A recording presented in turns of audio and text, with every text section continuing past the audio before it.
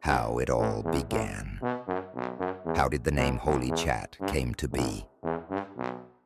Well, legend tells us that it may have started like this. Somewhere in Oklahoma City, this is happening. So, Levi, we need to come up with an actual name for this thing. Come on. I know. We can do it. It's going to be the most important thing we do. The whole Yes. It is the inheritance for our children. time. Yeah, it's something we'll pass on forever. And if it's a bad name, nobody's going to listen or watch. No, it's got to listen at at all. all. No. So what do you got? What's the name? Well, I think a good, solid name. What about Pod the Father? Whew. No? We're really going to go down this road? Well, you know, dad jokes. Dad jokes? Yeah. Our kids aren't going to watch it if you do dad jokes. I think they're not going to watch it regardless of anything. How about alliteration, like a religious repartee? No. No. No. It's no. Well, you do better. Jesus Jab. Holy mackerel. That's ridiculous. No one's going to listen. It's violent. Jesus jab. What is he jabbing at? I don't Come on, man. Come on. Think of something. Think of something. You got to get this together. Oh, come on. Oh, come on. Oh, holy.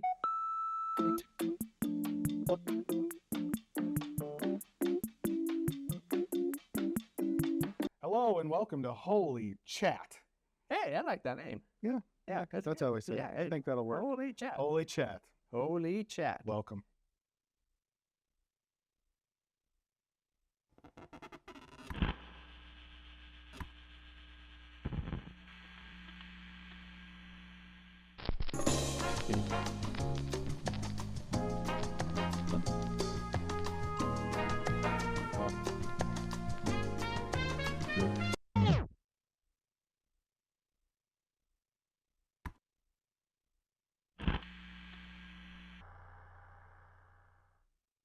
Hello, you guys. I am Carlos, and I am Levi.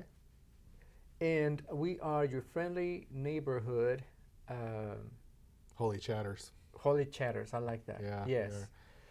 So, and we want to introduce you today to these podcasts that we came up with, and we want to just introduce us to what the heck we're doing this and why we're doing it, right? Yeah, why in the world do we need another podcast Yeah, because out there? there are not enough podcasts, right? Yeah, not enough choice. There's not enough choice to watch. No. So I have 6 choices of podcasts for the Chiefs, by the way, so just for that one team. Yes. Yeah. Yeah, I know. It is like people say, right? You need to watch or hear people talk about the game Yeah.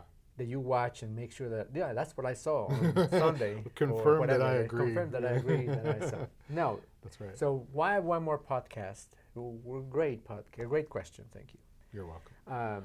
So the basic idea of our podcast, the Holy Chat, it is that, well, I mean, full disclosure, we are of the clergy breed, if you will, Oh, I'm glad you went that direction. Okay, good. right? Yeah, yeah. And we are United Methodist pastors. Mhm. I don't think that qualifies us for anything other than, preach from time to time in settings. But we would like to extend invitation and openness to those, to everybody really, but particularly to those who call themselves, identify themselves as spiritual but non-religious, right? Mhm. Yeah. And The nuns. the nuns. Like people, like the ladies that wear the habits. and no, the no, black the robes. and the- N-O-N-E-S, oh, the nonies. the nunnies. Got it. Right. Yeah.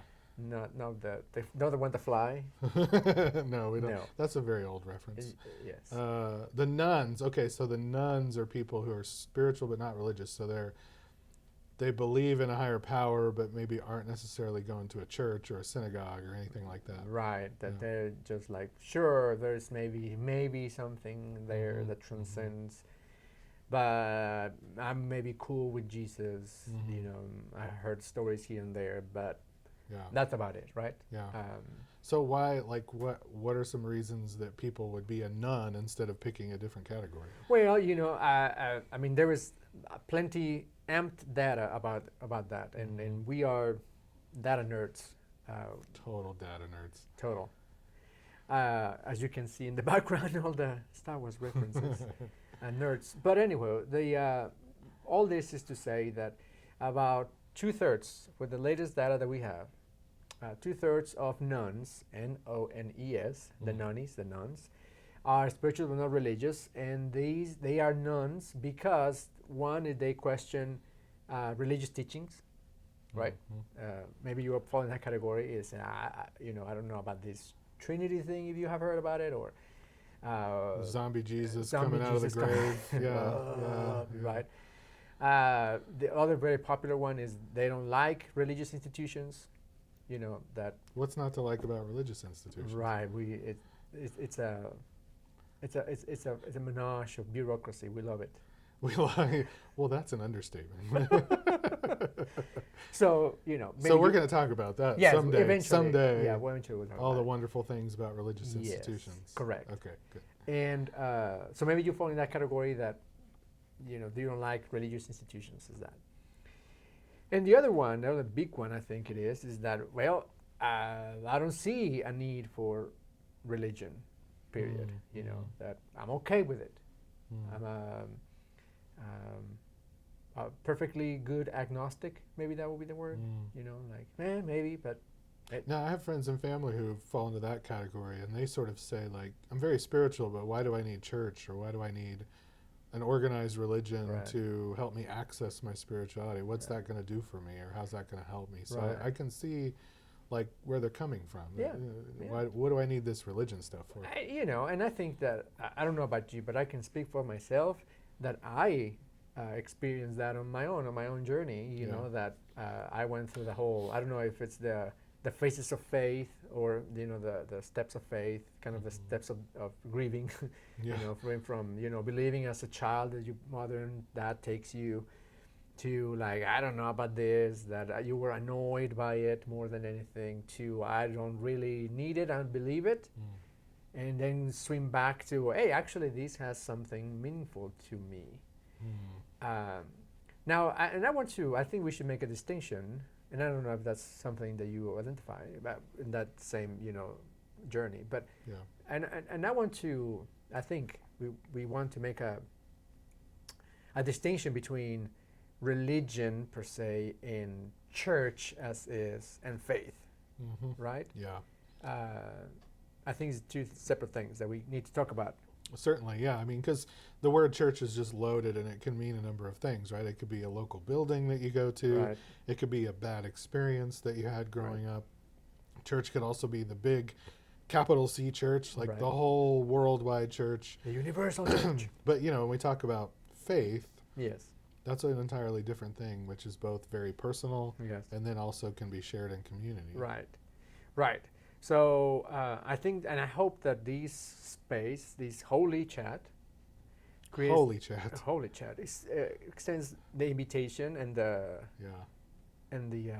space to explore all these questions and others, and to distinguish between faith and the powerful importance, that's a good thing, importance that faith can have in your life, and the importance of community. Now, does it mean that we're gonna reel you in and eventually gonna invite you to a church, a particular actual building, Yes. to work? It's all bait and switch. Yes, come and do it. Yes. We will trick you. We are that. Yeah. No, we're not going to do that. There will be opportunities if that's what you want, but ultimately what really, really we want is to, in many ways, reintroduce you, the audience, to Jesus in the different versions, in the different stories that we have, and to fall in love with Jesus. That's the whole point that we do. That's the thing that we do. As a pastor, that is what moves us, not necessarily the building, not the other things that Levi was talking about. I mean, Yeah. the administrative stuff that we have to do as pastors. I was telling you that I heard a great local, well-known pastor preach once on this that said most people don't reject Christ, they reject Christians. In that Christians have acted very unlike Christ for most of our history. And that typically is the turnoff for people. But when people take the time to actually learn about Jesus himself, his life, his death, and we believe in our faith tradition, his resurrection, then you find something beautiful and compelling, almost irresistible about Jesus that's separate from, church, which is not always very compelling. Right. Correct. So I think that's important. But what makes us the people to do this? Like why are we qualified to? Oh, we went to seminary. Should we need anything check else? that box. Yeah. Learn everything I need to know. Right. Not in seminary, actually. Folding chairs. My first job. Yeah. Learn everything I need to know. What qualifies us? Can you please share your powerful bio? Well, what's the saying? God doesn't call the qualified. Yes. God qualifies the called. Yes. So it's one of those things where I think you and I both just have it on our heart to reach people who have a spiritual life, don't necessarily have like words to put to it or practices to put to it. And as some of my friends and family have said, how can you help me access my personal spiritual journey in a way that's healthy and safe and productive and effective? And I think you and I have a heart for that. So part of what makes us qualified is just that we feel that God's Spirit is moving us to have this conversation and to open it up to people who usually are left out of the conversation. And so I hope we talk to lots of different kinds of people in this podcast and listen to their voices, even if we don't always agree. The other part of it, I think, is you and I have had different journeys. You're one of those. One of those people, right? No, I'll let you talk for yourself. But I, grew up in Oklahoma, and I didn't grow up in church. I came to faith as a teenager. So I grew up kind of not really knowing Christianity, which is unusual in Oklahoma. And then went on a long journey through different kinds of Christianity, some healthier, some less healthy, some more fundamentalist, which is a thing we'll talk about in another episode. There was a lot of loss of faith. As you talked about in the faith journey, I had moments where I was bored, moments where I was annoyed, moments where there was crisis and I questioned my faith and whether God was real, and then moments of crisis where I knew God was real, because God showed up and was there for me in a way and provided hope for me in a way I didn't expect. So I think, the qualification is just experience and we have Andrew to record us, so that makes us also qualified because we have the resources to do it. And that's a big part of it. But, being a pastor is maybe the least important part of it, other than we're pastors because we care about people, right? So. Right. And I think that for me, the qualification, it is not a piece of paper. It is not that we graduated with whatever that, when we can, if we can or not translate from the originals or not, that is beside the point. The point is, to me, it is that we are genuinely caring and want to extend that invitation, and that genuinely want for everybody who are willing and wanting to do and listening to this podcast to enter into a relationship with Jesus, whatever that looks like. And I jokingly say we're going to invite you to church. No, we're not on a Sunday morning. I mean, as I said, if you want to, that's great. But that is not ultimately the point of this. Yeah. It is that you, who are watching this or listening to this, that you get into a deeper relationship, that you get reintroduced to Jesus Christ and have your own journey of faith, and that hopefully you fall in love with Jesus Christ, and that then mission accomplished. Yeah. For our side. Yeah, for sure.